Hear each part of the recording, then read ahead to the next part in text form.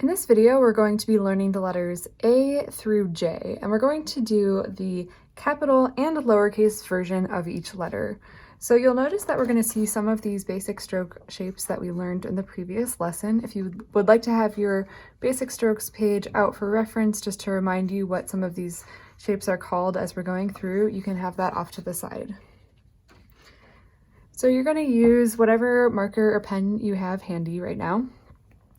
And this is called monoline lettering. So monoline just means that the weight of the line is going to be the same throughout the letter. In other words, it's just going to be the same line thickness. We're not going to have any variation in thick or thin. Okay, so let's go through, and for each letter, we're going to have an example here in black and then in gray where you can trace it. Also in the gray example, you're going to see arrows with numbers.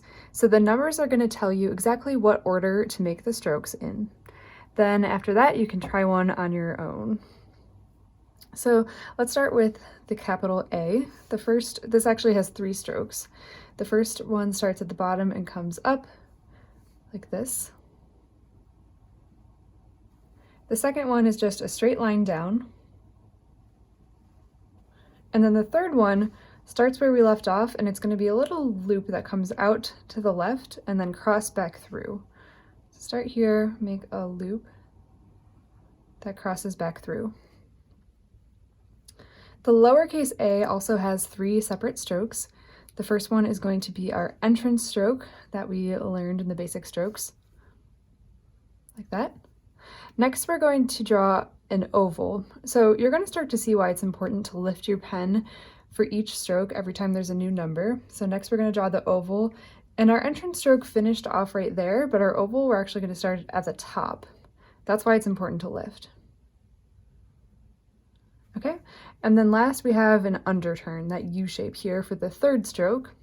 You can see why you have to lift here because our oval finished over here, and now our underturn is going to start up here, and you're going to make that U shape. So this might feel weird to get used to lifting your pen after each stroke, but let's try this again. So the A has this first line that comes up with a little bit of a curve, then come down with a straight line, and then make this loop for the crossbar. Lowercase a also has 3 strokes. Start with an entrance stroke that's halfway from the bottom to the top of the dashed line. Then you're going to make your oval, and you might find when you're tracing that it's easy to meet up the lines, but when you're not tracing, it might be difficult for you to figure out exactly where to start the oval. So I like to think about just imagining that I'm lifting up after this entrance stroke and move up and to the right just a little bit. So I'm going to start about right here, and so when I make my oval, it's going to meet up with that entrance stroke. And then last you have your underturn, and you want the underturn to meet up with the right side of the oval here. So you start here and make that U shape.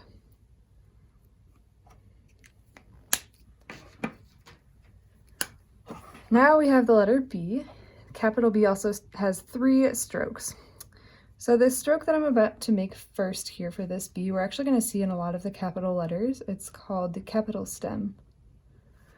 And it's a slightly curved line. It starts with a little curve this way, and then it's straight, and then it curves away at the bottom. It kind of looks like a really straight S, like if you took the letter S and just straightened it out. That's kind of what it looks like. And that's the capital stem. The second stroke starts to the left of the capital stem here where the 2 is, and you're going to make an oval shape that loops around and crosses through the stem and back through. Now these guidelines are going to be helpful for your proportions. So the top part of this loop is going to end up meeting back with the stem about where that dashed line is in the middle.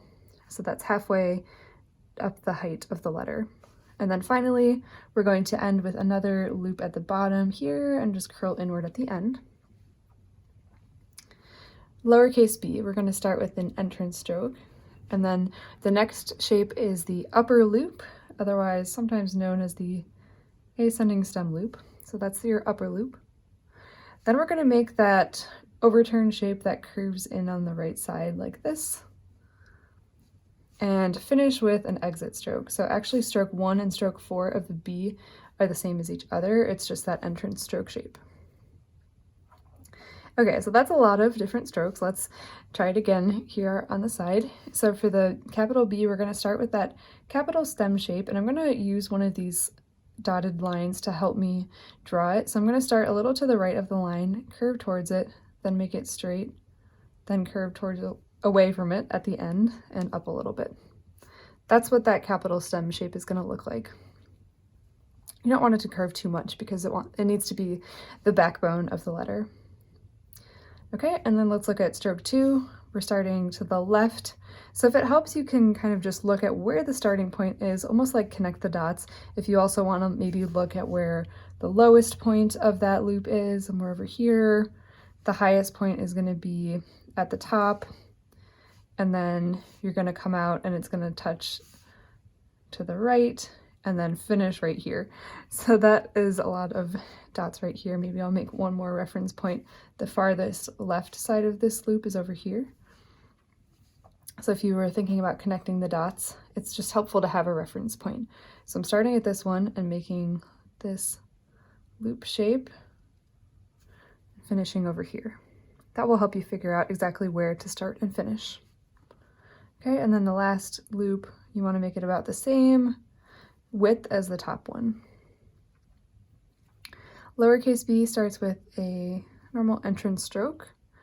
Then we have the top loop. Notice how I'm lifting my marker after every single stroke. Overturn that curves inward and then an exit stroke.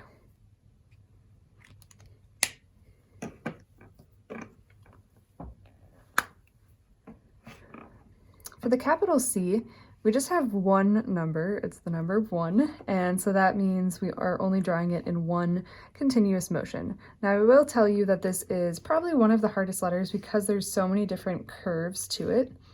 So it starts up here where the arrow is, and you're going to come out to the left, and then at this point curve all the way up to the right. Then we're going to make that big oval shape like this.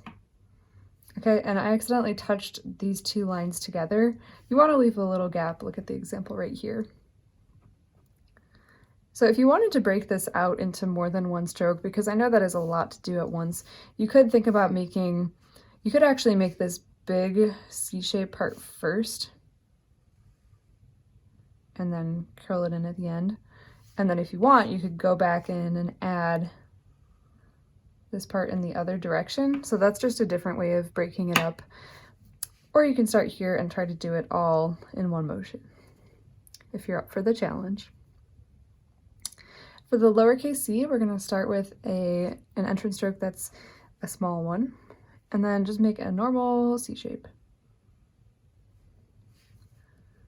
So one more time, I'll show you this C in one motion. Start with a curve to the left, curve to the right, and then at this point make a big C and curl in at the end.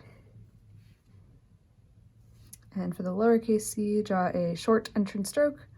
Start to the right, so I'm starting over here, and then making a C shape.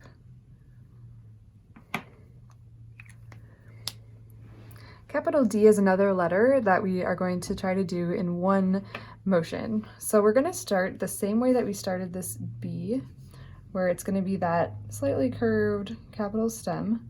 And then once we get over here, there's going to be this little loop on the left side that crosses back over, and then finish with this big oval shape that curves around and then back through. Lowercase d is actually pretty similar to the lowercase a. It starts with a half entrance stroke, and then you're going to make an oval. And then we're going to make an underturn that starts high, so the tall version of that U shape, to make the D. So the capital D begins with a slightly curved stem and a loop on the left. If you need to lift, you can do that here. And then think about making this big oval shape that wraps around and curls back in. Lowercase d starts with a half entrance stroke that connects to an oval, and then a tall underturn shape. Sometimes it can be hard to get this line to perfectly match up with the right side of the oval.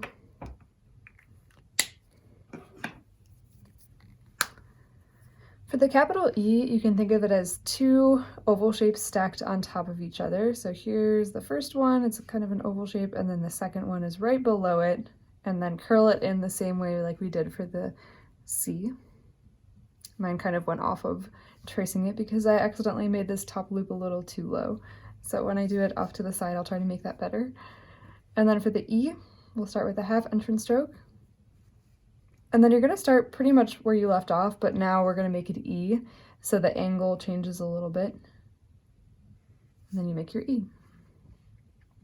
Okay, so for the capital E, try to keep the top oval part above this dashed line here. And then the little loop should also be a little bit above that line, so you have enough room to make another oval and spiral in at the bottom without touching those two parts together.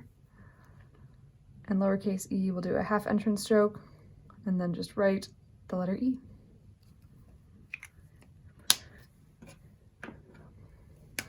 The last one on this page is F. Capital F has that stem that we've been talking about. Then on the left side, we're going to start with this oval shape that turns into a wavy line across the top like that. And then the crossbar, you'll start on the left and just cross right through. The F begins with an entrance stroke, and then we'll make the upper loop. And as we make the upper loop and come down with this straight line, then you're going to make the lower loop on the right side. And finish with an exit stroke. So that's going to look like this. For the capital F, we'll start with number 1, which is the stem. Number 2, we'll make the oval shape on the left side that turns into a wavy line going across the top. And then we'll cross through with another wavy line. Lowercase f is the entrance stroke. Then we'll make the upper loop right here, come down with a straight line, make the lower loop on the right, finish with an exit stroke. So we have another page of letters that we're going to do. If you need to catch up, you can pause the video, or if you're just watching right now, you can continue to follow along and then practice on your own. So I'm going to switch to the next page here. Okay, so the letter G is made up of 2 different strokes. The first one is going to start at the top and curve out to the left and then wrap around itself again. So it's kind of like 2 ovals. It's like a curly Q shape. And stroke 2, we're going to start with this straight line that comes down and then just curve it out to the left. Lowercase g begins with a half entrance stroke connected to an oval. And then we're going to draw a lower loop. And finally end with this exit stroke. Okay, so at the top of the G, sometimes it's hard to get the shape right. So you can think of it as even breaking down step 1 by drawing this shape.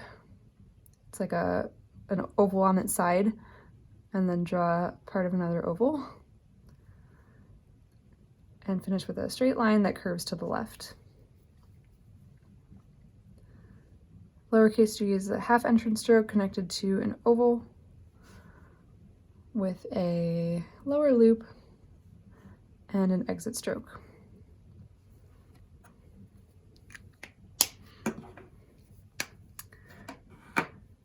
For capital H, we're going to start by making this wavy line that comes in. Just to give it some balance, you can think of it like an entrance stroke for a capital letter. And then here, we're actually going to think about combining the shape that we just made for the G. You can see that right here. That's the shape we just made for the G. And then we're going to cross over and make the upper loop shape, which we're actually going to make in the H. That's lowercase. So we're going to make that upper loop shape, but then follow through at the bottom and make this bottom like a U shape. Okay, so that was kind of a lot. I'm going to do that again here. So start with a wavy entrance stroke that goes from left to right. Then think about making the lower loop of the G, except it's actually not going to go below the bottom line like we did in the G. It's going to start higher and end at the baseline. And then go directly into an upper loop and finish with a U shape at the bottom. You just want to make sure that these two lines here aren't super far apart or too close together. And the lowercase h begins with an entrance stroke, the upper loop or ascending loop, and then finish with a compound curve shape. So this is our first compound curve that we're seeing. Putting that together, entrance stroke and then lift. Make the upper loop shape and lift. And then finish with the compound curve.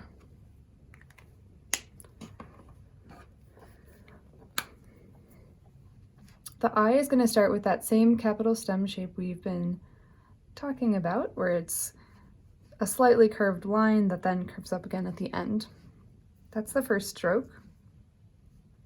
The second stroke, we're going to start in the same spot that we did for the first one.